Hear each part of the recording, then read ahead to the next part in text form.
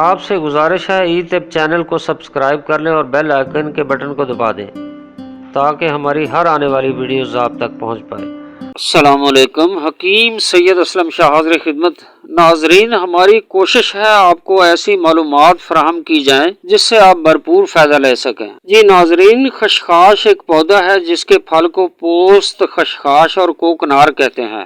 مغربی ممالک میں گہرے نیلے رنگ میں خشخاش استعمال ہوتی ہے اور ایشیا میں سفید رنگ میں پائی جاتی ہے۔ اسے ٹھنڈی جگہ اور جار میں رکھنا چاہیے۔ جنوبی ایشیا اور بنگال میں اس کا استعمال سبزیوں میں بھی کیا جاتا ہے اور مغرب میں اس کا استعمال ڈبل روٹی، رول، بسکٹ اور تمام بیکرز کے فوڈز میں کیا جاتا ہے۔ اس کا ذائقہ شیریں ہے۔ انڈیا اور پاکستان میں خشخاش چٹنی اور سالن بنانے میں استعمال کیا جاتا ہے۔ اس کے بہت سے فائدے ہیں۔ دیسی ادویات میں بھی استعمال کیا جاتا ہے۔ خمیرہ خشخاش خمیرہ ابریشم تیار کیا جاتا ہے جو پرانا نزلہ کیرا حلق میں ریشہ، کھانسی، زکام اور دماغ کے لیے نہایت مفید ہے۔ خشخاش کے بیجوں سے تیل نکالا جاتا ہے جو جلد اور بالوں کی حفاظت کے لیے استعمال ہوتا ہے۔ خشخاش کا تیل بالوں میں لگانے سے بال گرنے سے روکتا ہے، بالوں کو لمبا اور مضبوط بناتا ہے جس سے بالوں کی خوبصورتی بڑھ جاتی ہے۔ خشخاش کے بیجوں میں زرخیز اینٹی آکسیڈنٹس پائے جاتے ہیں جو درد کو کم کرنے میں مدد فراہم کرتے ہیں۔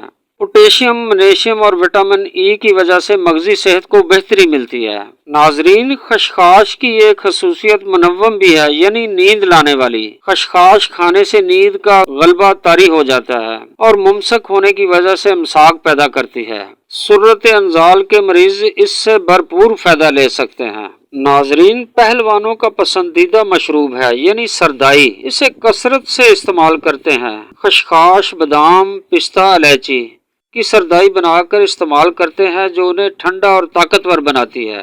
یہ مشروب آپ کے لیے بھی بہت مفید ہے۔ اجازت چاہتا ہوں، دعاؤں میں یاد رکھیے گا۔ ہم سب کا اللہ نگہبان۔